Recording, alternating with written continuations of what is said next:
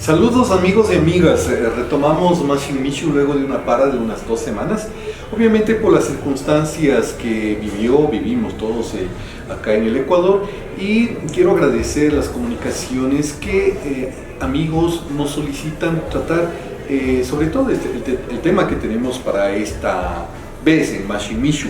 Agradecer primero a Taitahuasi, un espacio que nos facilita la parte logística y invitados. Este es un emprendimiento nuevo, así como también estar sintonizados a través de las redes sociales en este mundo virtual y que nos comunica, si discernimos bien, nos comunica una buena información ahora que los medios convencionales están muy desprestigiados.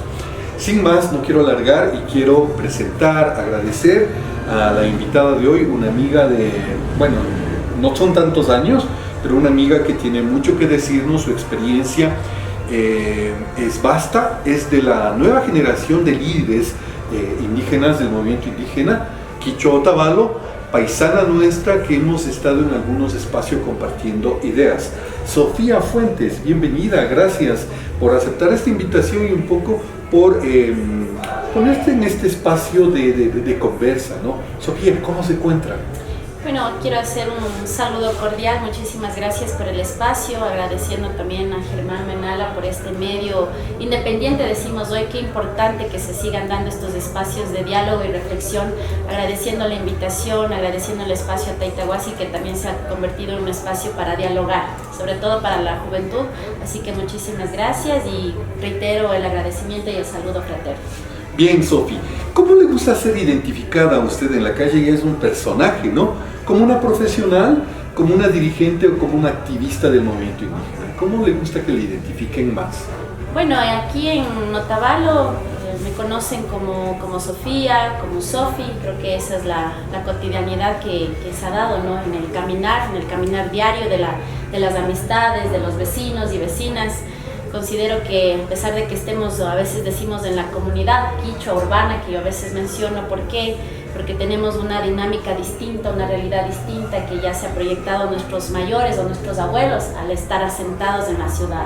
Y yo recalco y destaco que somos una comunidad quichua urbana, sí, y con todos tenemos que aprender a convivirnos como hermanos, como compañeros y compañeras. Ya en el ámbito, digamos, un poco más profesional, me identifican como dirigente también, dirigente de territorios del pueblo Quichua Otavalo, como parte del movimiento indígena, parte de la FISI, de la Ecuarunar y parte de la CONAIE, para lo cual para mí es un orgullo porque ha sido un proceso que se ha venido caminando y sobre todo de aprendizaje y de lucha también, como siempre lo mencionamos. Digamos que usted es abogada y luego de ser madre, obviamente estar en una familia terminó su carrera, ¿no? Usted es abogada.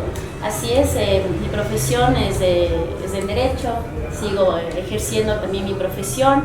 Importante también como se ha venido gestando estos espacios que digo de reivindicación y de lucha para las mujeres. Siempre ha sido un poco más difícil, digo yo, porque también aparte de ser madres, en el transcurso del tiempo también nos tocó asumir y estudiar, y eso ha sido que... Y trabajar también a la vez, entonces es un espacio distinto, pero también, como digo, de lucha para las mujeres. ¿Dónde empezó todo esto, Sofía? ¿Qué le picó? ¿En qué momento para volcarse a ser parte de un dirigente, ¿no? De un movimiento indígena que es muy complejo, digamos, llegar a ese estado de situación, tomando en cuenta que las mujeres, tomando en cuenta que los jóvenes en cierto momento no son muy aceptados en estos espacios que son muy grandes? Bueno, empezar diciendo que se había generado primeramente así un encuentro primero con la juventud en épocas en los que yo estaba estudiando, principalmente salí a la ciudad, en donde empecé como a articular con ciertos colectivos, principalmente universitarios. ¿Podemos dar nombres de los grupos? Universidad Central, Universidad Católica, eran colectivos de jóvenes. y en el colectivo que nosotros iniciamos era de los quichuas que fueron a estudiar, por ejemplo, a la ciudad. Entonces empezamos como a organizarnos, a dialogar, a debatir, a organizar un poco de actividades prácticamente encaminadas en el arte y la cultura, como una muestra de expresión y también de lucha y resistencia de los pueblos, cuando hablábamos del arte quichua o del cine quichua, y vinculados con diferentes profesiones que estábamos ahí apoyando.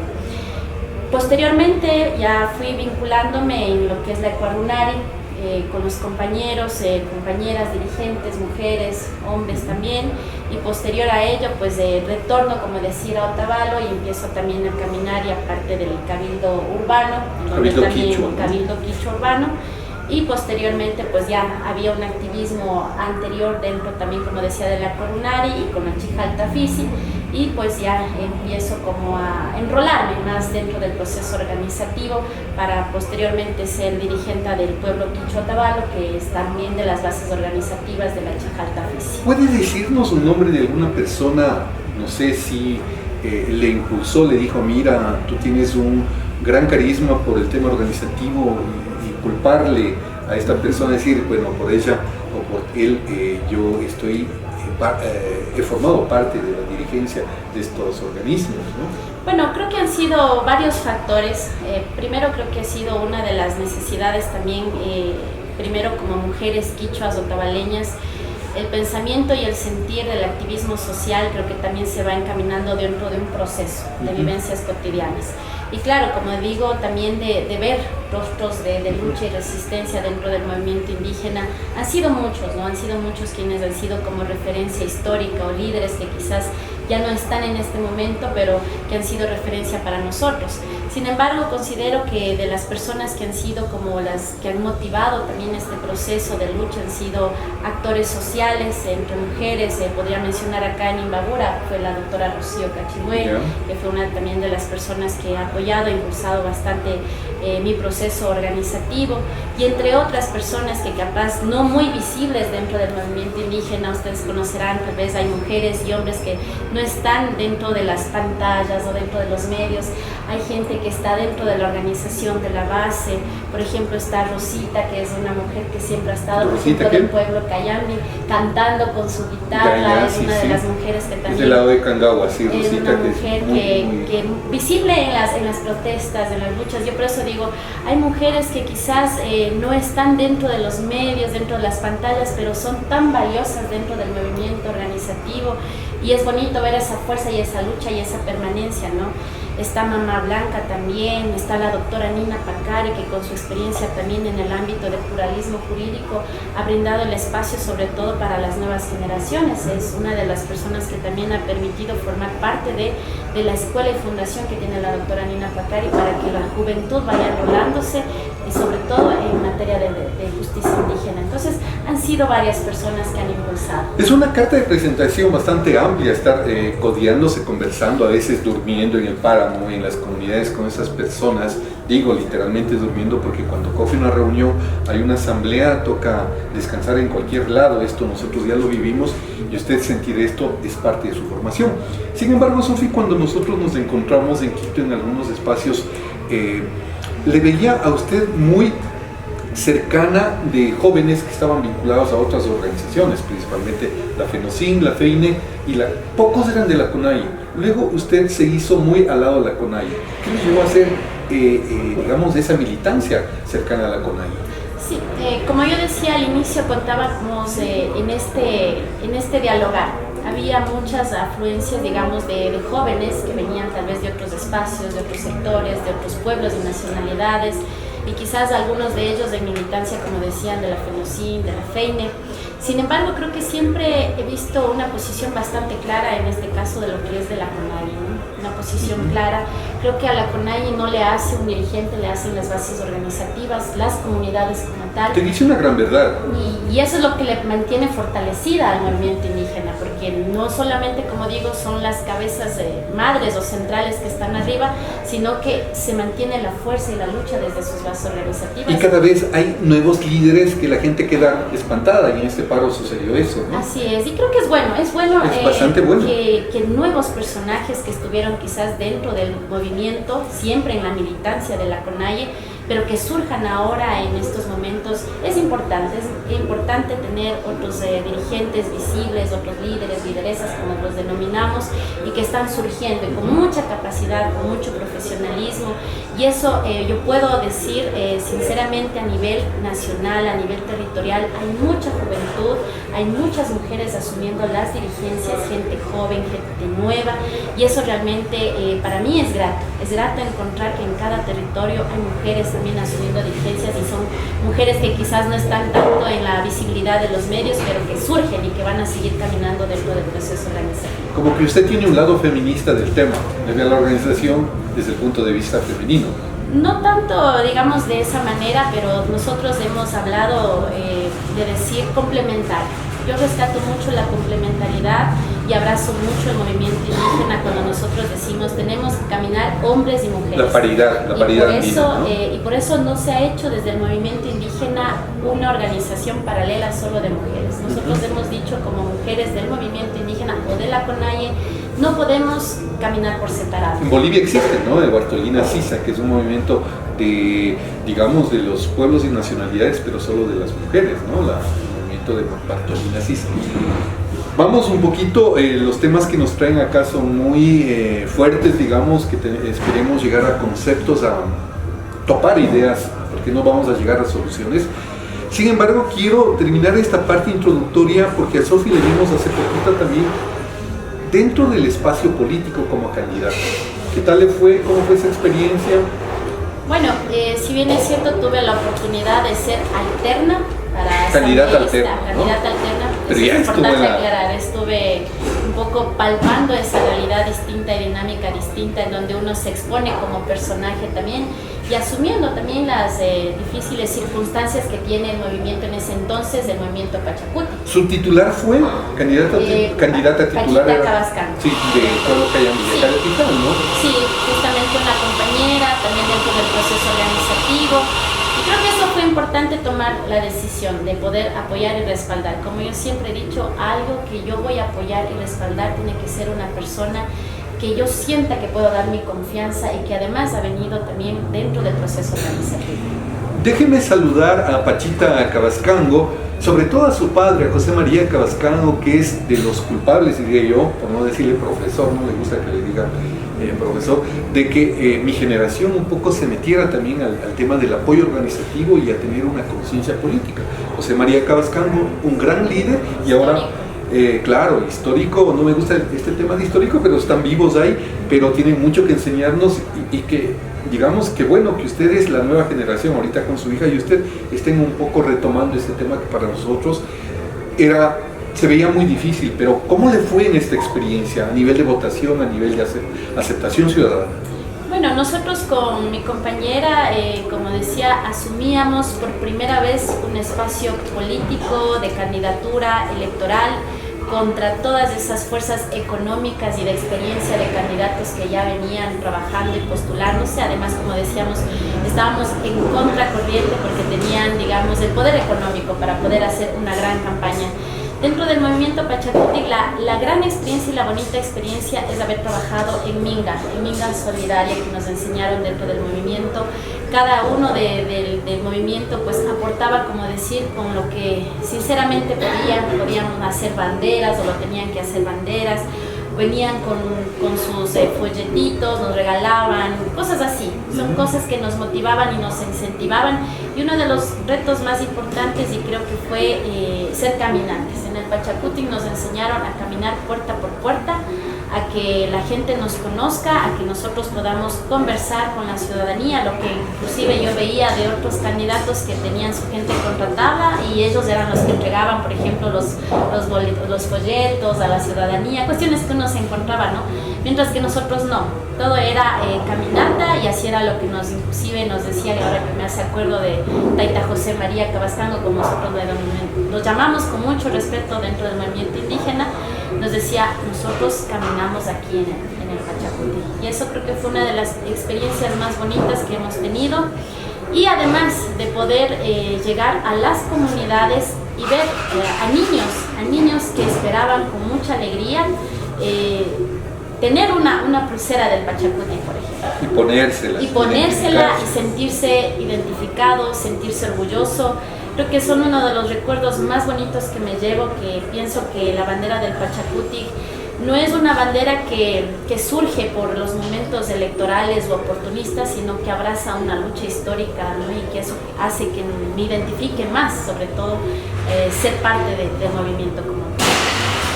Bueno, eso también he vivido yo, he sido parte de esas andanzas, militancias, compromisos, y me quedo satisfecho porque hay gente que ya nos releva como usted y como la generación que viene. Sofi, como le decía, hace 15 días se terminó, bueno, un poco menos de 15 días se terminó el paro. Un paro que fue muy sentido, muy fuerte, 13 días de paralización. Y bueno, con usted, ¿es el primer paro que vive? ¿Usted ya vivió un poco lo que se dio en los 10 años del gobierno de Correa, que también hubo momentos muy efervescentes del movimiento indígena? Bueno, sí, yo las viví, palpé en el gobierno de Rafael Correa. Hemos visto también una represión brutal. Lo que yo he dicho y he estado como un poco dando esta lectura, si bien es cierto, en la época de Correa no había un diálogo directo posteriormente, ¿no? Estaban, como decir, cerradas las calles, los diálogos totalmente cerrados, hubo una fuerte militarización, hubo una fuerte represión, también hubo criminalización a la protesta social, muchos dirigentes también criminalizados. También hubo caídas de muchos dirigentes, en el caso de Freddy Taish, con Setendenza, bueno, algunos que podría mencionar, ustedes, Bosco Bizún, recordarán también al pueblo saraguro, cómo fue reprimido. 21 compañeros acusados de terrorismo. Hay que hacer memoria de cómo también la represión fue a través de la instrumentalización del Código Penal, en materia penal, en donde fue utilizado para poder catalogar a los dirigentes como terroristas. Y hoy por hoy volvemos quizás a recordar esa misma historia, de alguna u otra medida, pues con diferentes estrategias. Como digo, quizás la anterior fue frontal, no había un diálogo directo. Esta vez nos llamaban como un diálogo, pero posterior a ello nos enfrentaban con todo el arsenal de la militarización, del toque de queda. Y bueno, en esta vez, Sofi y la generación, bueno, que está en la dirigencia, ya tuvo una experiencia vivida en los paros anteriores. Pero la gran diferencia es que hoy se vinculó al paro mucha gente que no está articulada a las organizaciones. ¿Cómo se vivió en Quito, principalmente usted que estuvo ahí, la recepción de gente que ustedes no se esperaban realmente? Porque llamamos a una asamblea de la FICI y no vamos, pero hay paro y ahí estábamos gente que es y no es. Así es. Bueno, dentro del movimiento indígena, si bien es cierto, hubo una coordinación desde sus bases organizativas con cada dirigente, con cada territorio, con cada comunidad, y hemos tenido, como hemos mencionado en muchas ocasiones, gran apoyo también, como digo, voluntariamente, de muchas personas que quizás no se sentían identificadas, de que quizás no son parte del movimiento, pero se sintieron identificados con una lucha propia que es también de los pueblos, ¿no? Y justamente era, para nosotros como movimiento indígena, hemos dicho, nuestro objetivo es derogar este decreto 883, que fue una de las consignas que nosotros llevamos a cabo previo a análisis, previo a asambleas que nosotros mantuvimos con los diferentes dirigentes. Sin embargo, yo he dicho, para la juventud fue algo nuevo, para estas nuevas generaciones fue algo nuevo que tuvo que enfrentar, tuvo que bautizarse en este paro nacional, tuvieron también su sentir propio, muchos de ellos también con un shock emocional, porque eso lo vivieron psicológicamente, muchos hasta el día de hoy siguen comentando y mencionando con tristeza, ¿no? Porque siguen teniendo hasta sueños de esa tragedia, de esa brutal agresión. Ellos comentan. En este paro se evidenció que el Estado es racista, que la sociedad es racista aún en Ecuador. Así es. Nos dimos cuenta de cómo los medios de comunicación también han sido realmente racistas, como muchos personajes que se han catalogado de izquierda, que han estado diciendo que somos parte o apoyamos al movimiento indígena o la lucha de los pueblos indígenas, también se desenmascararon, ¿no? Sí. Públicamente tenemos muchos Gracias a las delitos. redes sociales, Gracias ¿no? a Qué las redes increíble. sociales. Así como hay cosas negativas, hay cosas positivas. Hay que saber discernir lo que sale acá en las redes sociales. Las redes sociales nos ayudaron a informar, pero también a desinformar de cierta manera, pero creo que el pueblo ganó a pesar de todos esos ataques sistemáticos que hemos tenido. Yo decía, dentro de este paro nacional, el ataque ha sido también contra el Fondo Monetario, contra las transnacionales, con los grupos de poder económico, contra los mismos poderes del Estado, las Fuerzas Armadas, los medios de comunicación. Hemos tenido una lucha sistemática durante el paro nacional que ha sido brutal. Y posterior, o sea, esto no se ha terminado. Ahora tenemos la criminalización a los dirigentas, pero también algo que nos preocupa dentro del movimiento indígena es los detenidos, que no solamente son dirigentes, que son muchos jóvenes que fueron detenidos, más de 1000 detenidos, y que ellos nos preocupa porque igual están con la denuncia de terrorismo y sabotaje. Y eso, pues, como conocerán dentro del Código Materia Penal, son de 10 a 12 años. Y eso es una lucha que la CONAIE ha dicho, no hay una posibilidad o una tranquilidad de paz o un diálogo sincero mientras se sigue persiguiendo o se sigue criminalizando a nuestros compañeros y compañeras. Y eso ha sido bastante claro dentro del movimiento indígena. Sofía, creo que la sociedad entendió ese sentir del malestar económico, la situación económica que vive. Y todos, la sociedad baja, no solo el movimiento indígena, las comunidades estaban de acuerdo con la derogatoria del decreto 883, porque esto de todas maneras iba a encarecer la vida. Pero eso no va a suceder. La conciencia fue esa y el movimiento indígena, para mi manera de ver, fue el articulador de la protesta. Sin embargo, hubieron sectores interesados en desestabilizar, sobre todo, la protesta del movimiento indígena, y sobre todo tenían una agenda política que querían aprovecharse de esa situación. Cuéntenos su experiencia en ese punto específico. Sí, dentro del movimiento indígena, al momento que nosotros íbamos a salir a una movilización que estaba estipulada ya con la agenda para el 14 de octubre, se mencionó mucho de estos factores. Primero, que vamos a tener la infiltración y de otros intereses políticos o gremios que van a estar interesados en esta lucha del movimiento indígena para aprovechar sus propios intereses. Sin embargo, dentro del territorio y dentro de las provincias hemos dicho, hay que cuidar nuestras filas organizativas. En el caso de Imbabura, tuvimos muchos infiltrados que tuvimos que inclusive sacar en plena manifestación cuando nosotros nos trasladábamos en las marchas pacíficas. ¿Cómo les identificaron a estos infiltrados? Primero, porque cada dirigente conocía a las personas que iban dentro de su comunidad. ¿Sí? Y creo que las filas que nosotros hacíamos a veces de 6 para hacer una marcha pacífica, reconocíamos quién estaba a mi lado, quién era lo que... Eso se llama organización. Organizar. Y obviamente, posterior a ello, por estas infiltraciones que primero encontrábamos a veces en cada camino, gente que no era de nuestra provincia, gente que cargaba piedras, muchos de ellos, gente que estaba grabando o identificando a las personas o dirigentes, entonces ya nos alarmaban, lo cual nosotros hicimos ya una comisión de seguridad de donde podía pues estar identificando de lado a lado y nos avisaba. Importante esa gestión, que lo hacemos así como digo en Minga, pero que nos ayudaba ya por lo menos a controlar dentro de las marchas que nosotros realizábamos. Ya, pero se desbordó esto porque básicamente cierta, digamos, de dirigencia indígena también, no digo de la CONAIE en específico, pero querían un poco provocar el caos, ¿no? Es decir, decían sí, secuestremos policías, ejército, y lo tomaban como una consigna, así como fue una consigna que no era del movimiento indígena, fuera Lenin fuera, ¿no? O sea, querían, sabíamos todos los que pensamos políticamente que la salida de Lenin generaba un vacío político que no tenía salida, y esto era un caos que en el país íbamos a vivir, un caos que no tenía ni principio ni fin, o sea, no sabíamos a dónde íbamos a ir. Pero el movimiento indígena estaba claro en el derogatorio del 883. ¿Cómo se dieron en Quito, en las marchas, en las reuniones, este tipo de infiltraciones y de malestares en el pensamiento en sí? Claro, fueron momentos, como digo, que discrepábamos en ciertos momentos, nosotros, sobre todo en las personas que realmente, como digo, iban con otra consigna.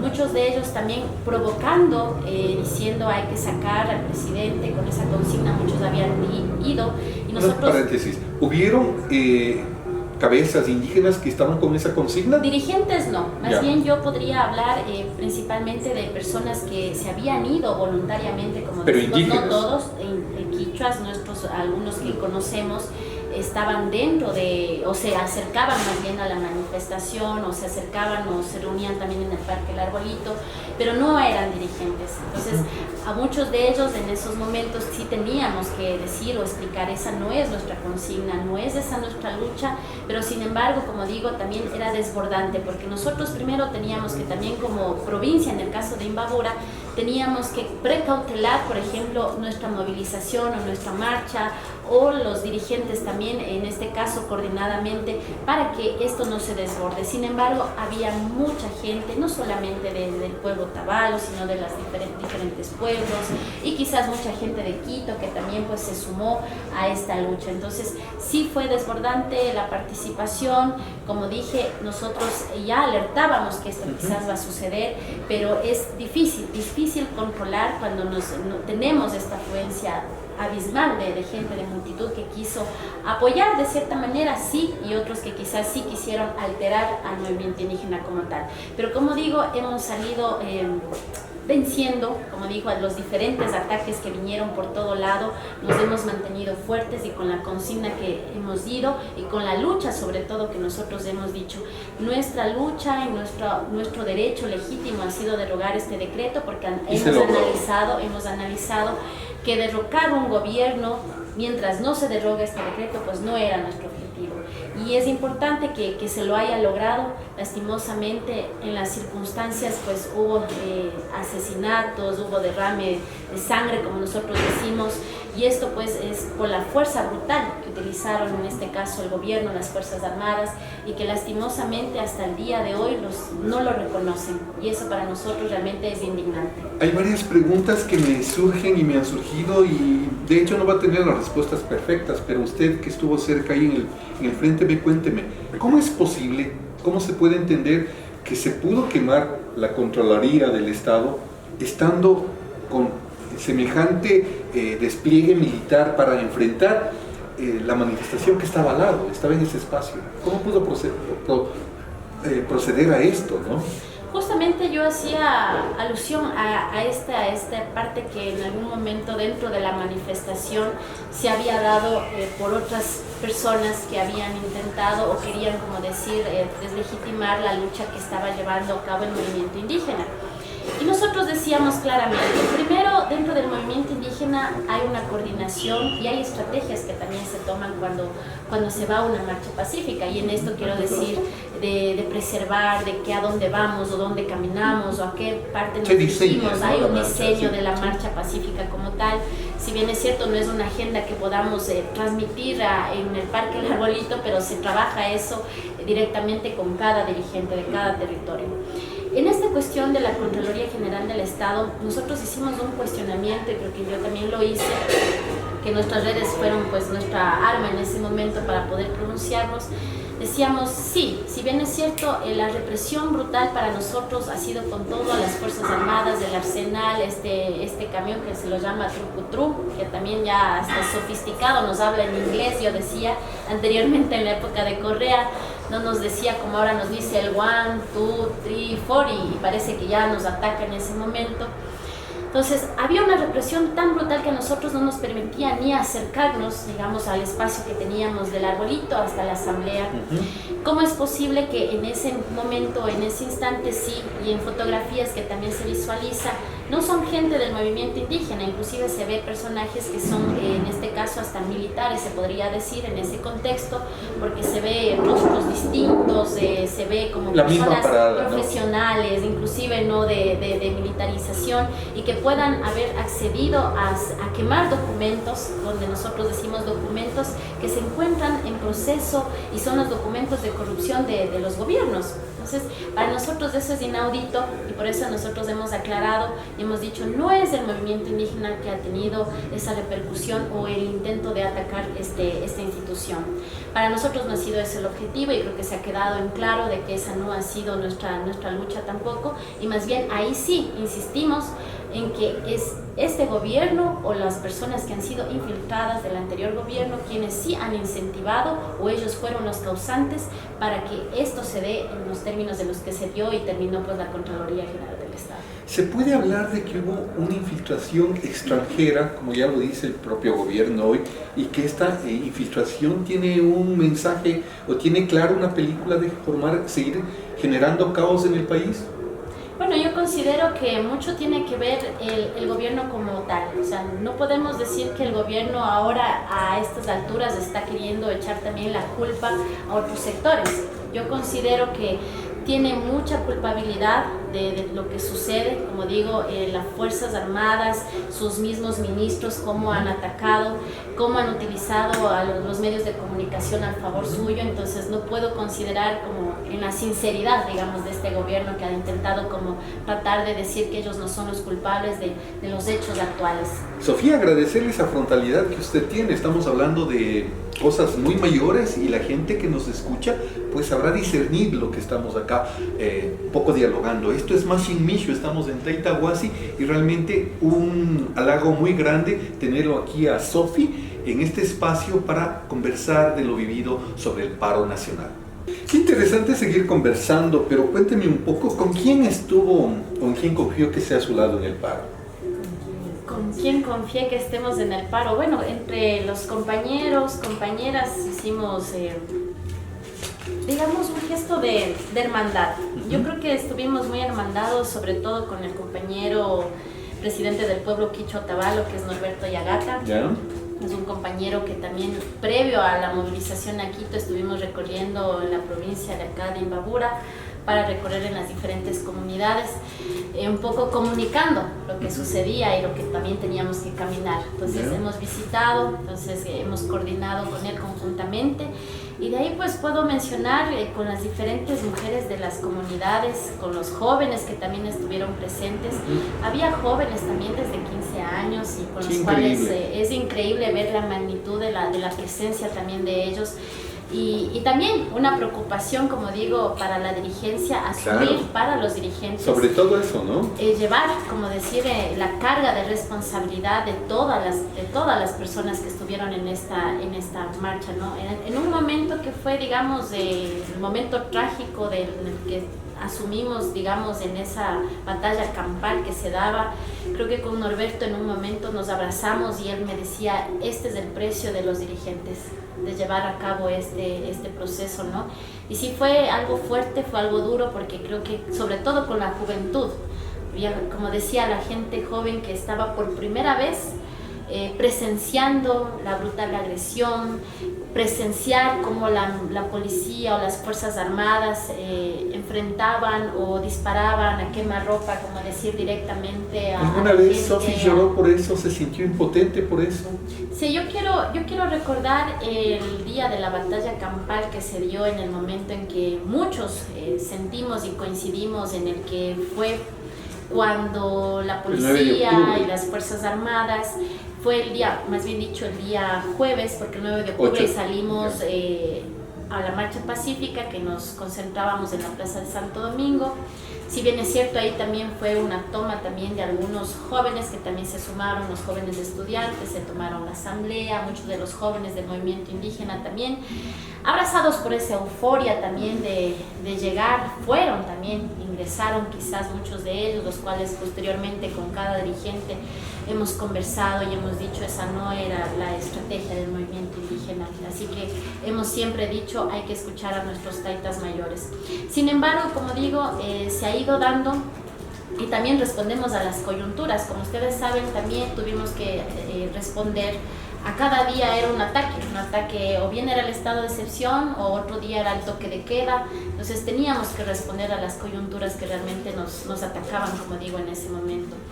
Pero había esta fecha, el día 10 de octubre, si no mal recuerdo, que era el día jueves, que nosotros ya con todas las delegaciones en presencia, inclusive los compañeros amazónicos, salíamos a una marcha también ya todos, digamos, coordinados con todas las delegaciones, la provincia de Imbabura asumiendo en presencia principalmente las mujeres en su marcha primera.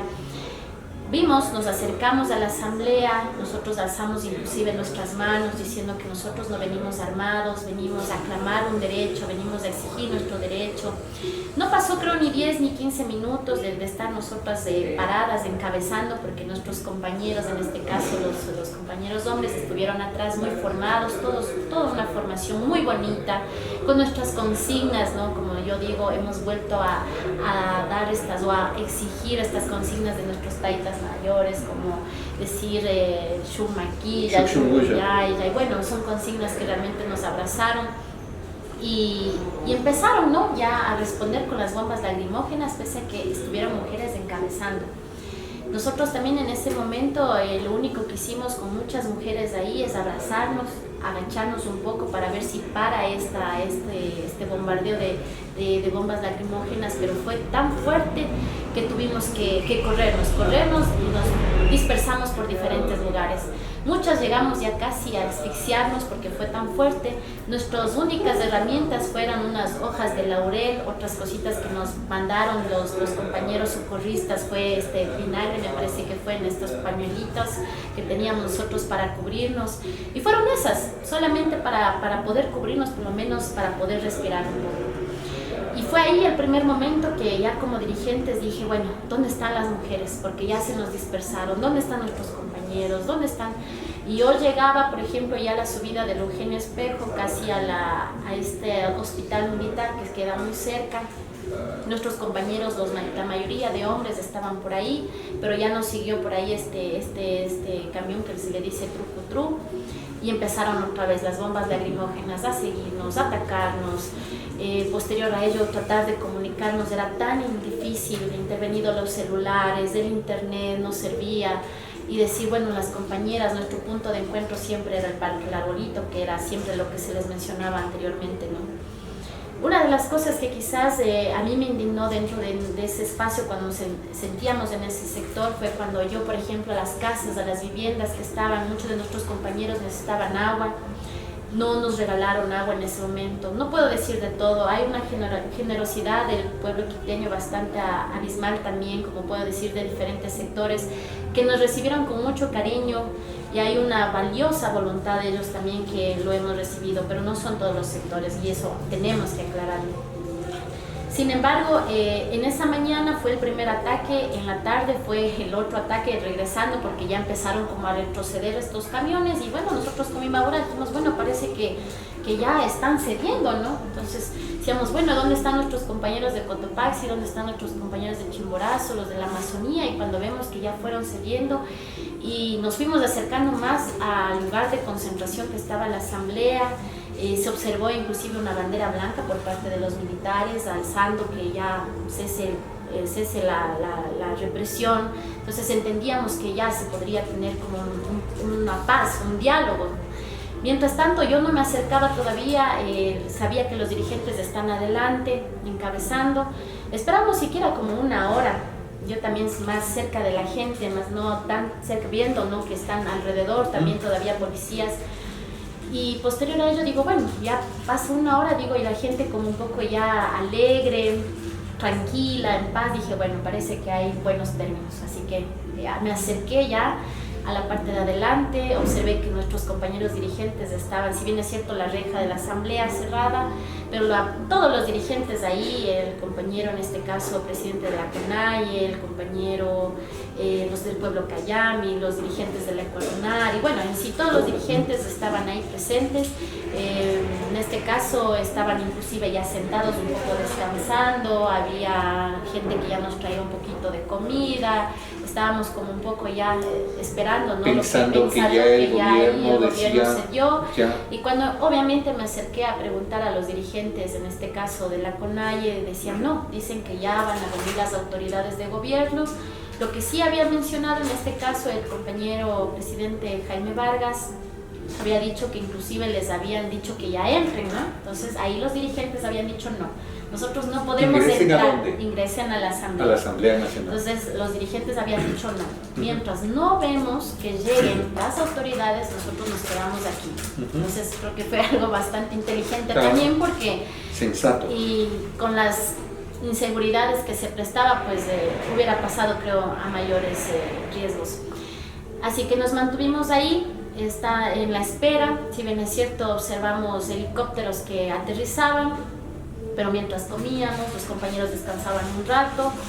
Posterior a ello fue en momentos, yo relaté un poco también, como digo, las redes sociales nos ayudó, empezaron a bajarse, ¿no? Los militares, como decir, el casco. Yeah. Y yo escuché por ahí a alguien que dijo, ¿por qué se están bajando el casco? La gente empezó como ya a ver por qué. A ponerse nuevamente la mascarilla. La mascarilla, los policías o los militares que estuvieron ahí resguardando. Inclusive estaban los compañeros de Radio Lumán ya entrevistando a los diferentes dirigentes. Estábamos junto a nosotros estábamos. Los compañeros acá, recuerdo claramente, el compañero Jaime Vargas, los compañeros Leonidas Issa, sentados, comiendo, descansando un poco. Estábamos acá con las dirigencias de jóvenes, acá mujeres también. Estaban inclusive todavía diciendo sus consignas de lucha, pero todos ya un poco con paz y tranquilidad. Pensando que ya se había triunfado. Como siempre hemos dicho, queríamos cesar. Hay un diálogo y nosotros no nos hemos negado a un diálogo. Entonces era oportuno, si es que ya nos dicen que van a ceder y que va a haber un diálogo, entonces queremos hacer el diálogo, un diálogo sincero. Entonces en ese momento que ya yo igual incluso con la comida, empiezo como a ver, y había tanta gente concentrada, porque la gente, así como yo digo, me acerqué, y la gente también, me imagino, así mujeres, niños, adultos, empezaron a acercarse, se concentraron todos en la parte de afuera de la asamblea. Y en unos momentos que yo empiezo también solo a observar que empiezan a bajarse en orden, y empiezo también un poco a caminar, digo, ¿qué pasa? ¿Qué pasa aquí? Algo va a pasar aquí.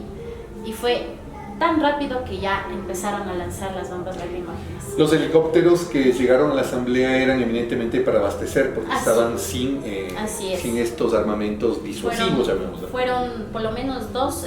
Y la bandera blanca era, nos están venciendo, estamos sin gases, hagamos un pare, pero para ellos abastecerse. Claro, ahora lógicamente cuando hacemos este análisis, se dieron, hicieron que nos concentremos en las afueras de la asamblea. Obviamente hicieron, como dice usted mismo, paremos un ratito hasta que ya nos volvamos a armar y llegan los helicópteros. Y claro, qué ingenuos, ¿no? Que somos, ¿no? Entonces, claro, llegamos a decir, bueno, qué ingenuidad, o qué tan... En ese estado de guerra. En ese estado de guerra, nosotros... Sin armas y nos confiamos. Pero ahí y la represión siguió. Claro, la represión. ¿Qué decir, Sofi, sí? ¿Qué decir a esto? Porque, por ejemplo, María Paula Romo dice que no hubo represión y que los muertos que existen, los 10 que se reconoce al momento, son accidentales, que se tropezaron y...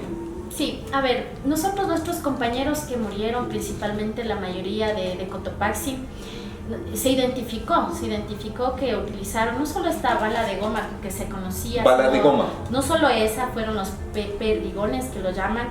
Hay una bomba explosiva también que lo encontramos y que la CONAIE también demostró en manos. Hay una bomba explosiva que justamente a uno de los compañeros de Cotopaxi le llegó en la cabeza y que causó la muerte enseguida, porque es una bomba explosiva de aire. Eso es lo que nos comentaban ya posteriormente, explicando qué armas se usaban, ¿no? Y esta bomba explosiva, y lo que nos comentaban y nos decían, que ya son utilizadas inclusive para las guerras. Claro. Entonces, son armas que fueron encontradas dentro de esta marcha y de esta movilización. Y sí es indignante que sigan apareciendo las autoridades y que sigan discutiendo o diciendo que son accidentales, cuando hemos demostrado todo lo contrario. Se ha demostrado, hay videos, hay grabaciones, inclusive las pericias, inclusive las informaciones médicas, no son accidentales. O sea, una cuestión es que el gobierno, en este caso la ministra María Paula Romo, quiera negarlo, es muy distinto. Como abogado, ¿usted qué le dice a María Paula Romo? Bueno, no solo a María Paula Romo, sino como al presidente Lenín Moreno, al ministro Jarrín, que lastimosamente su gobierno es de represión y es de armas, y eso es inaudito en un estado de derechos constitucionales. Es inaudito que se permita y se siga tratando de gobernar a un estilo de dictadura, y que no se puede seguir amedrentando a los derechos de hombres y niños y de un pueblo ecuatoriano que ha luchado legítimamente, históricamente, para consagrar sus derechos constitucionales. Así que eso será condenado, como lo hemos dicho, condenado. También quedará en la conciencia de estos gobernantes como muchos fueron cayendo dentro de esta movilización. O sea, este triunfo del decreto 83 lastimosamente nos ha costado sangre y lágrimas, pero también, como digo, esto no podremos callar, no podremos olvidar. Esto se tratará también de llevar a los espacios, organismos internacionales, porque no podemos dejar que estas muertes y asesinatos queden en la impunidad. Prácticamente, Sofi, yo sí digo que estos personajes que están mencionados llevan en sus conciencias estas muertes, ¿no?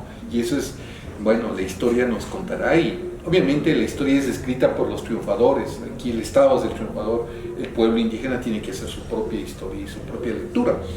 Un poquito bajemos, distendámonos, porque hay muchas cosas que son penosas, pero sí me gustaría que nos converse ¿cuánta gente de Imbabura estuvo en el paro?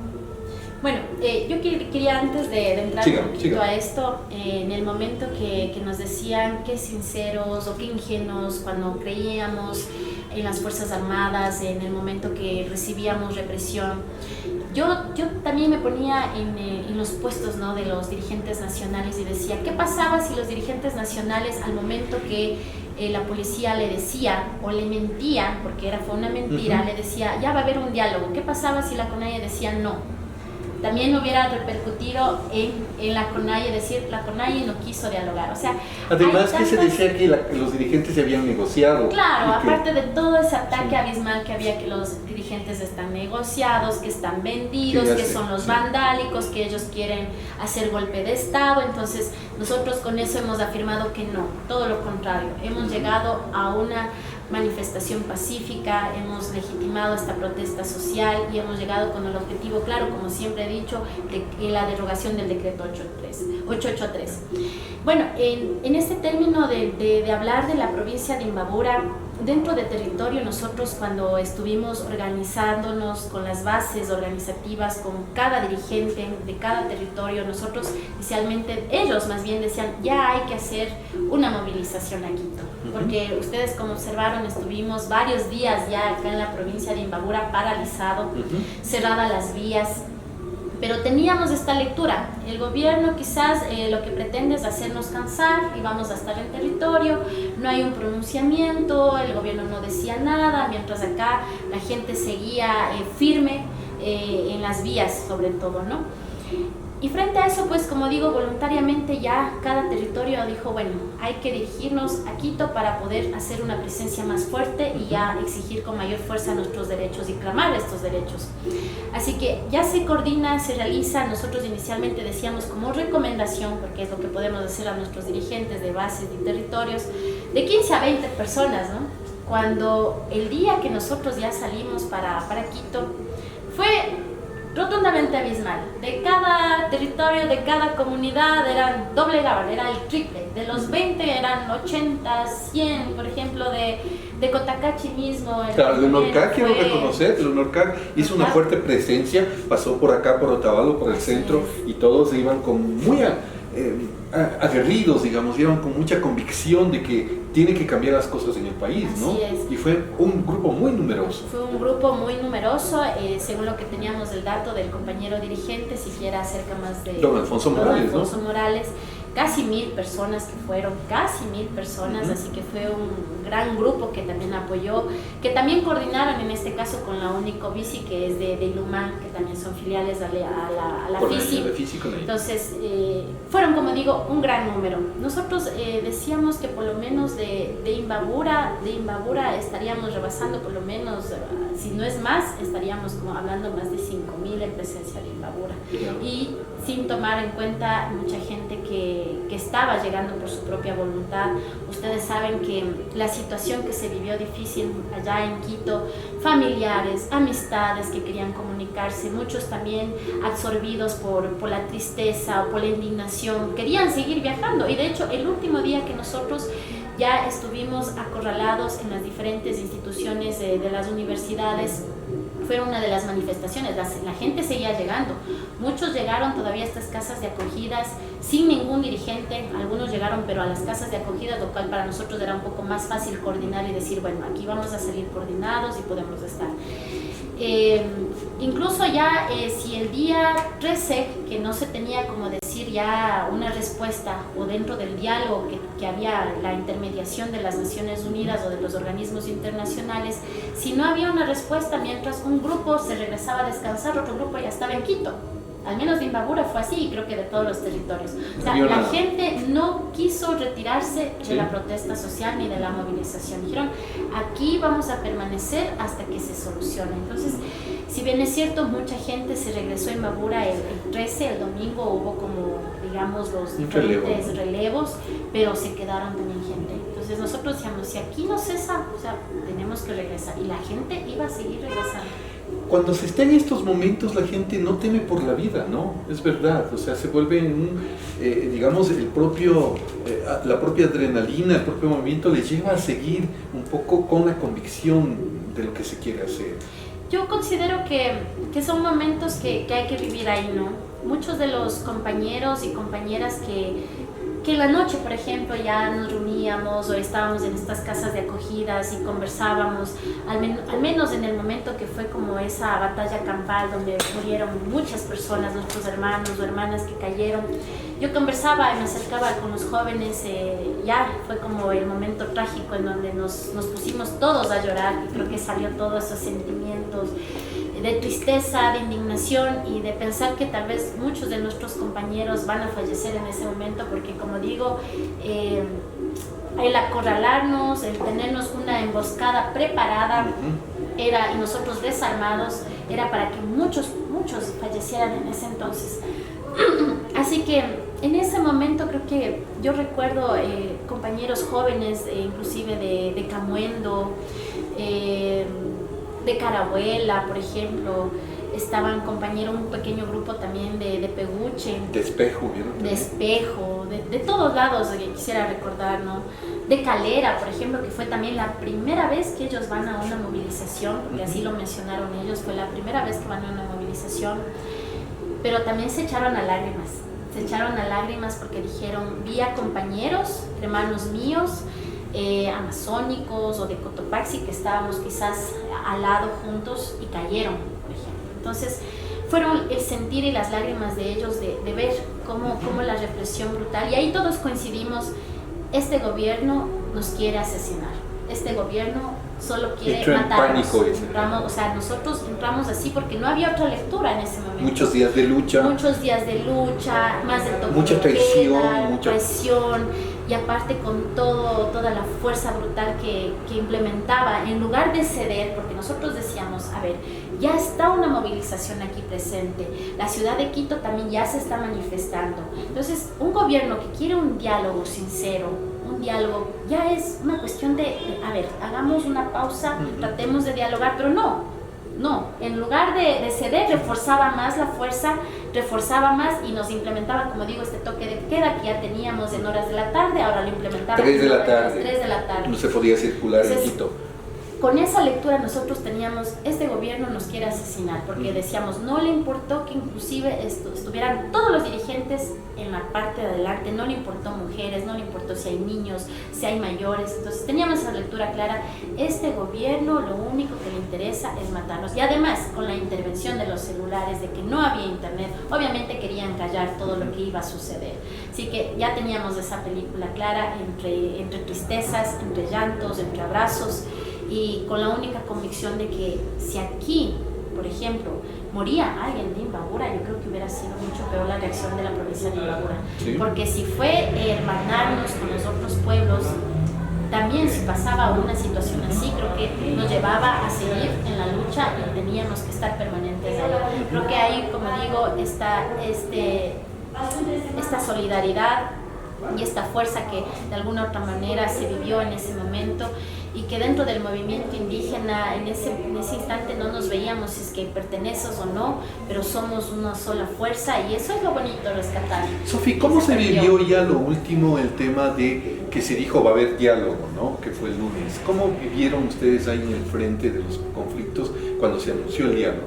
Bueno, nosotros esperábamos, fue el domingo 13 que tenían este acercamiento, sí. Estaban los compañeros dirigentes. Previo a ello nosotros sabíamos que hay unas intenciones de diálogo, pero eso hay que recalcar. el diálogo no lo promovió el gobierno, tuvieron que interceder los organismos internacionales y las mínimas condiciones que ponía en este caso la CONAIE era primero que sea en público y que sea en presencia de los organismos internacionales, porque no había otras garantías de poder decirle al país en qué condiciones va a terminar o se va a dar el diálogo. Y además, alguna cuestión que nos preocupaba antes de que se dé ya con fecha y hora el diálogo, era que inclusive se mencionaba de las autoridades del gobierno. Como ustedes saben, el presidente en este caso, Lenín Moreno, estaba refugiado, decimos así refugiado porque no se entiende de otra manera, refugiado en Guayaquil con los social cristianos. Sí, respondiendo a las estructuras económicas y políticas que han dominado el país, ¿no? Y de una extrema derecha también, que por eso también creo y considero que vienen de esa escuela doctrinaria. Recordarán cómo fue en la época de León Febres Cordero, cuando también se organizó con el SIC una formación de dictadura también, en donde formaban grupos de represión. Entonces, es realmente, hay que hacer un análisis y es preocupante porque la represión sigue siendo brutal, ¿no? Un fascismo terrible, ¿no? Habían mencionado que inclusive el gobierno de Lenín Moreno había invitado a Guayaquil, que les iba a pagar un avión a los dirigentes para que puedan acercarse a dialogar. Entonces, para nosotros era preocupante porque decir no pueden ir en esas condiciones, porque en esto que estamos creo que hasta las cabezas de los dirigentes están en riesgo. Y de hecho, creo que considero que hasta el día de hoy los dirigentes están siendo perseguidos, hay un hostigamiento, hay una criminalización. Yo puedo hablar claramente por ejemplo, del día 11 y 12 de octubre, mi teléfono también ha sido intervenido, he recibido llamadas telefónicas, que no eran de números conocidos, no eran de compañeros. ¿Y qué les decían esas llamadas? Inclusive eran voces costeñas, porque escuchaba y eran voces costeñas, decían compañera, ¿dónde están? Cuestiones así. Y por ejemplo el día 12, que fue el 12 de octubre, el sábado, no pude llamar ni recibía llamadas. O sea, mi teléfono quedó totalmente cerrado, una cuestión que ya me alarmó también, y tuvimos, como decir, ya también precautelar nuestras vidas y seguridad también, ¿no? Sin embargo, como digo, este es el riesgo de también como ser dirigentes, y yo también asumiendo, digo, esta fue como asumir mi primera vez dentro de una movilización tan fuerte y brutal. Si las anteriores veces que hemos estado en las 10 años de correísmo, si bien es cierto, hemos hecho movilizaciones como tal, pero hay que recalcar que ahí ha habido una división, ¿no? Al menos en la provincia de Imbabura hubo una brecha que nos dividió y que no todos estuvimos unidos como en esta ocasión. Esta vez fue muy fuerte. Esta vez fue muy fuerte, así que lo tratamos de asumir. ¿La reacción de la gente cuando ya se dio el diálogo del día domingo en la tarde? Bueno, todos estábamos, creo, atentos, no solamente el movimiento indígena, los pueblos indígenas, considero que el pueblo ecuatoriano, el país entero estuvo atento a este diálogo, y estuvimos nosotros, bueno, también siguiendo la comunicación, viendo cómo nuestros representantes o nuestros dirigentes de la Nacional, en términos de diálogo con los ministros, realmente para nosotros fue un orgullo, porque vimos que realmente hay una capacidad, un profesionalismo, y de defender sobre todo no solamente al pueblo indígena, sino al pueblo ecuatoriano. Y creo que eso lo sentimos todos coincidimos en que hay, no solamente es una lucha, sino también hay un profesionalismo. Creo que les callamos las voces a todas las personas que nos han discriminado, a todas las personas que subestimaron al pueblo indígena en su capacidad, en su profesionalismo. Hemos callado las voces de la extrema derecha, como el mismo Nebot, hemos callado las voces de muchos medios de comunicación que también nos han catalogado como vandálicos, y no más allá de cómo hemos construido esta formación histórica dentro del movimiento indígena a través de los gobiernos comunitarios, a través de seguir en una lucha y consigna de querer transformar un país. Y eso creo que lo hemos demostrado planteando que no hay medidas económicas que no puedan ser oportunas y no puedan ser consultadas con el pueblo. Nosotros hemos rechazado rotundamente eso, y eso ha sido, y hemos dicho, no solamente para el movimiento indígena o por el pueblo indígena, ha sido para todos y todas los ecuatorianos. Y hemos observado que inclusive el pueblo ecuatoriano, a nuestros dirigentes nacionales, en ese momento del diálogo pues han salido también a abrazar a los dirigentes. Todos, creo que acá en Imbabura también salieron los vehículos a pitar, ¿sí?, en un sentido una especie de triunfo. Y por qué no decir de esperanza y de unión. Muchos, al menos acá en Imbabura, nosotros fuimos con esta canción, digamos, histórica del movimiento indígena, que yo recuerdo que fue de Charijaya, sí, que nosotros estábamos cantando, y creo que eso también nos llegó también al corazón, y creo que Radio Lumán también lo pasaba sí, hay que reconocer muchos actores que hicieron un papel fundamental para entender lo que se vivió en estos 12 días de paro nacional. Muy complacido, Sofi, esto es Machine Mishu y estamos como una especie de confesionario, y yo atento le dejo hablar porque es impresionante lo que tiene que decirnos, y sobre todo a los amigos que se enteren cómo fue esta movilización. Sin embargo, quiero topar otros temitas. ¿A quién agradecer en este paro, Sofi? Yo quiero agradecer a la comunidad.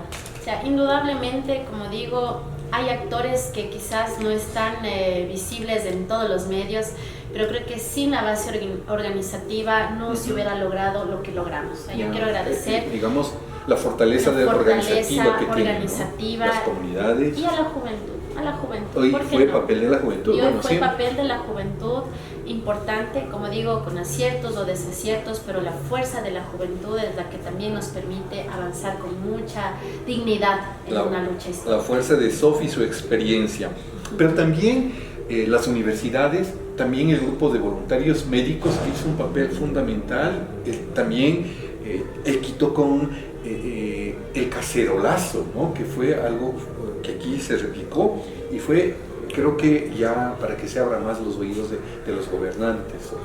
Así es, yo quiero hacer como este agradecimiento profundo a las universidades que de alguna manera coordinaron logísticamente y que siempre han abierto las puertas también cuando ha habido este tipo de movilizaciones. Esta vez abrió la Católica y la Central, que no eran antes, ¿no? La Salesiana siempre fue histórica. La Salesiana, ¿no?, que ha sido histórica, pero también agradecer a los socorristas o médicos que estuvieron en presencia y en acción. Enfrentando también las bombas lacrimógenas, enfrentando también la represión.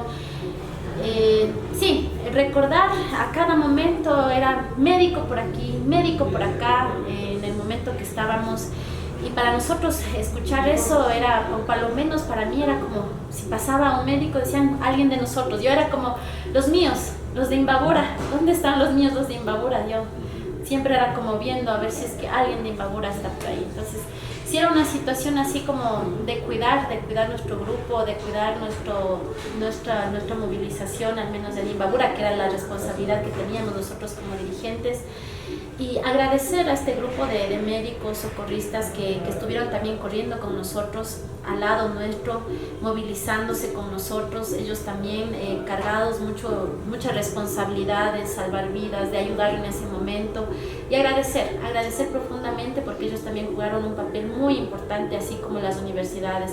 Ustedes recordarán que también cuando se acercaron las fuerzas militares a hacer un cerco alrededor de las universidades, también estábamos ya lamentándonos que es posible un ataque, pero como digo, este gobierno no solamente utilizó la fuerza militar, sino también la represión psicológica, porque de alguna u otra manera ya nos decían, a ver, aquí les vamos a hacer también tener miedo a la gente, para que primero tengan miedo de que sí es posible que vamos a atacar estas casas de acogidas, y que de hecho en la Casa de la Cultura sí ingresaron algunas bombas lacrimógenas, y estando la mayoría de gente del movimiento indígena, principalmente de la CONAIE, ahí estaban descansando los compañeros amazónicos. Entonces sí estábamos como en esa tensión, y ¿por qué no vamos a decir con miedo? Porque en esas casas de acogidas estaban mujeres, niños, todos, si realmente se daba esta intervención de la fuerza militar, podríamos hablar de un genocidio como tal. Por supuesto. Sofi, quisiera topar un temita antes de ir terminando esto, y quizás sea para otro tema que podamos conversar. Se ve hoy en las redes cómo están diciendo, esto llevó a una efervescencia. ¿Usted cree que el movimiento indígena está listo para presentar candidato a la presidencia de la República, candidatos y gobernar este país? Bueno, dentro del movimiento indígena todavía no se ha pronunciado o no se ha dado como una postulación, digamos, de algún candidato. Un discernimiento en las organizaciones, no ha habido cierto? todavía esa conversación, digamos así, para postular una posible candidatura, pero en el sentido de que si la pregunta es que si hay capacidad, de que si hay posibilidades, yo considero que sí. Yo considero que capacidades sí, sí hay capacidades, hay profesionalismo, ¿Coyuntura? hay coyuntura también, considero que sí. Y yo, al menos en mi criterio personal, yo diría, es el momento para mí de poner y probar, o como decir más bien, arriesgarnos también, y de que sí es posible. ¿Por qué no pensar en que es posible de tener alguien del movimiento indígena, un quichua que nos represente, o alguien de la diversidad de pueblos y nacionalidades del Ecuador que nos represente ya para estas elecciones presidenciales que se acercan?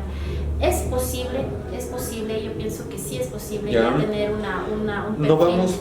No vamos a hablar de nombres, quizás sea para otro momento hablar esto, porque se puede especular y caer en lo que quieren que caigamos, ¿no? Claro, sí, hay sí. mucha gente que quiere hundir a la dirigencia y eso está muy mal, sino que quería conversar por su experiencia organizativa. Usted me dice que sí estaríamos en la posibilidad de lanzar a ese nivel. Vamos un poquito a distender, como le dije, y cuéntenos decir de una manera un poco más personal, ¿con quién en el paro se encontró que nunca pensó verla en el paro? A ver, yo considero que... Uno o dos nombres de pronto. Dos nombres de vecinos y vecinas que pensamos ¿Sí? que no van a estar en el paro. Bueno, yo creo que me encontré con muchos, más bien. Encontramos a mucha gente que se fue de acá de Imbabura, pero considero que más bien también nos pudimos encontrar con algunas compañeras de universidades, de esos espacios también que hacen de organización, tal vez de la lucha de mujeres, pero decir que con alguien que no nos hemos encontrado nunca, pues no, más bien conocimos gente nueva. Yeah. Yo considero que hubo juventud que, como digo, de muchas comunidades que a veces no nos conocemos de aquí, Yeah. pero que pudimos hacer amistad ahí. Yeah. Pudimos hacer amistad ahí, que están en diferentes territorios. Y eso también fue bonito, ¿no? Contar esas experiencias, porque en la movilización, como decía, no solamente fue tal vez la lucha, no solamente fue la tristeza, fue la tragedia, sino la experiencia de conocer gente también joven, gente nueva que tal vez está asumiendo dirigencias. Y como hay muchas historias que contar dentro de ese momento que vivimos, porque tuvimos que también, como dije, dormir en las casas de acogidas, nos conocimos entre todos, entre, como digo, entre alegrías, entre tristezas, y muchos decían, ¿no? Algunos jóvenes que estaban ahí, yo les decía, ¿por qué están por acá? Y decían, yo quise venir a apoyar. Inclusive yo solamente, había una chica que recuerdo que decía, yo solamente estaba caminando ya por el cementerio y vi que la movilización se iba y decidí, estaba justo con mi mochila y decidí irme a Quito, y asomó otro chico que estaba ahí, le dije vamos y nos fuimos. O sea, historias así que van contando los jóvenes, y entre otras historias más que pues se podían mencionar, ¿no? Hay inclusive, como digo, también se conocieron entre compañeros de pueblos otavalos con los compañeros de Cotopaxi, o compañeras la también. Interculturalidad, la interculturalidad se vivió, claro. Como de acá también muchas compañeras decían, qué guerreros los amazónicos, decían. Primera vez veían un amazónico. Entonces, entonces sí, había cosas como decir, y se ha mencionado, como digo, en estas conversaciones. Y ahí Cupido hacía sus cosas también. Ay, no sé, nosotros como dirigentes estábamos tan ocupados, pero sí, creo que también debe haber habido Cupido por ahí. Deben haberse conocido, y después las historias futuras ya el tiempo lo dirá. Sofía, ¿qué dirigente indígena usted admira? Bueno, dentro del movimiento indígena considero que admiro mucho a los taitas mayores, creo que tienen ¿Alguien especial? Alguien en especial, bueno. Yo hasta ahora le veo con mucha fuerza en este momento, caminando siempre con nosotros. Está mamá Blanca Chancoso, que siempre ha estado como dirigente toda su vida y está siempre pues dándonos sus enseñanzas, ¿no? A la juventud, y ella estuvo presente. Camina fuerte todavía, y le admiro mucha fuerza. Ya posteriormente, como digo, profesionalmente, como se lo mira o se lo ve, pues también están nuestros dirigentes actuales. Por ejemplo, Leonidas Issa también es un buen dirigente que ha venido caminando, joven, ¿no? Y joven también, es un buen dirigente de Cotopaxi, que también es admirable en las épocas actuales también. Y bueno, no hay que negar que también, pues en este caso, el compañero presidente Jaime Vargas también con mucha firmeza y quizás con mucha fuerza también ha tratado de dar su firmeza en medio de esta movilización. ¿Y por qué no destacar a nuestras compañeras mujeres dirigentes? Está Luisa Lozano, que también es dirigente de mujeres, ella también fue criminalizada en el periodo anterior del gobierno Saraguro, de ¿no? Correa. Sí. Es una mujer que también nos ha dado muchas lecciones de vida también, y creo que esas son las mujeres que realmente admiramos dentro de la organización y están vigentes, están presentes, y esos son los dirigentes pues que hoy por hoy nos están también representando de alguna manera. ¿Algún dirigente político indígena que usted admire? Bueno, tenemos en este caso, creo que una de las luchas que yo admiro mucho, en este caso un dirigente que, bueno, ya pasó de ser presidente de la Ecuarunari por 2 periodos y actualmente ganó una prefectura, y me ha parecido muy interesante su trayectoria y además su lucha y firmeza por la defensa del agua, del territorio. En este caso hablo del compañero Yacu Pérez, que también dentro de su periodo ha sido muy firme también, y además también actualmente está siendo criminalizado, ¿no? por la misma protesta social. Todos los dirigentes están siendo criminalizados en este momento, ¿no? Por terrorismo y sabotaje. Y bueno, además de él también en su actual periodo pues sigue defendiendo su lucha y consigna, que es la defensa del territorio y del agua, con esta propuesta ecológica y también la defensa del agua, como digo, en contra del Sofi, en un futuro inmediato, ¿se ve en algún espacio? ¿Va a seguir participando en política? Bueno, yo por momento, yo tengo mi convicción y convicción de vida. Yo considero y voy a seguir siendo parte del movimiento indígena. Dentro de la organización, como digo, ya soy parte de esto, pero es una decisión también, es una decisión tanto y compromiso, así que yo me veo dentro de la organización, me veo asumiendo estos espacios con mucho cariño, y me veo quizás participando tal vez, como digo, esto es un proceso, se está en las provinciales, quizás luego en las regionales o luego en las nacionales, y estoy caminando. Ya le picó el bichito y va a seguir en esto. Son experiencias, ¿no? Son experiencias y, como digo, decisiones de vida también, porque eso también repercute mucho compromiso para poder para poder estar en estos espacios organizativos. No podría decir por momento en un espacio de candidatura, pero sí decidida en seguir comprometida en la organización, en el movimiento indígena, que es lo que más me apasiona. Muy fuerte, claro. ¿Un mejor amigo, una mejor amiga? Un mejor amigo, una mejor amiga dentro de este momento que fue la movilización. Bueno, estuve con mi compañera Cicita, no sé si le deben conocer, ella es de Cisan Rango. Sí, nada más. Ella también estuvo como dirigente por Punyaro, estuvo a cargo de 10 jóvenes también. Estuvimos como un poco ahí, pues entre esos ajetreos, ella también ayudando, como ella bien lo dijo, ayudando en lo que se pueda. Ella nos ayudó a hacer las comisiones de seguridad, así que sí, una gran compañera en ese momento, y así como un mejor amigo, un mejor amigo. En ese momento conocí un mejor amigo, creo que era de Cotacachi, que en ese momento veía que quizás estábamos a un rato por aquí cargando cosas, o estábamos solas, se acercaba, apoyaba, conversaba, igual apoyando a comunicar, y nos trataba de ayudar a vigilar. Creo que se llamaba Alex. Alex se llamaba. Es que en ese momento todos nos conocíamos en ese momento. Para ir terminando, ¿qué es Otavalo para usted? Bueno, Otavalo es un territorio, primero, como digo, siempre un territorio a donde siempre volvemos a ver a nuestros abuelos. Yo considero que es eso nuestra lucha. Para mí Otavalo siempre va a ser la parte histórica de donde yo provengo, de donde nacemos y sobre todo de esta lucha cotidiana quizás distinta a los otros pueblos, pero no deja de ser una lucha emblemática porque también ha tratado de reivindicar sus procesos y derechos de lucha, quizás con mucho más dificultad porque nos ha tocado a nosotros vivir una migración latente y sobre todo también sufrir, como digo, estas intervenciones que nos han impedido quizás perder el quichua como tal, tener muchos presencia tal vez no por culpar la presencia de la migración, sino que más bien nos ha tocado otras realidades por la dinámica económica y es una lucha para las nuevas generaciones, sobre todo plantearse de aquí en adelante de cómo vamos a seguir nosotros como quichuas otavalos sin perder una identidad que puede ser posible que en los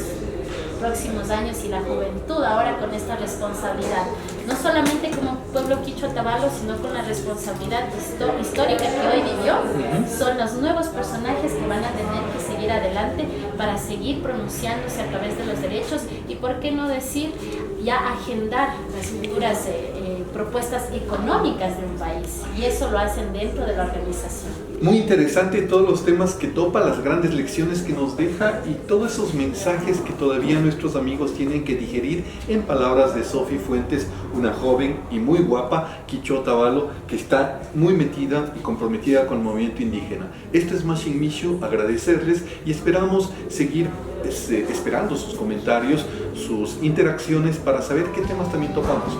Sofi es una gran amiga que podemos seguir hablando de lo que es la plurinacionalidad, los temas políticas, otavalo y todo lo que también la juventud está aportando. Muchas gracias, Sofi. Este ha sido un programa muy enriquecedor para nuestra gente que está en el extranjero, a quienes saludamos y los queremos mucho. Los llevamos en el show. Muchas gracias.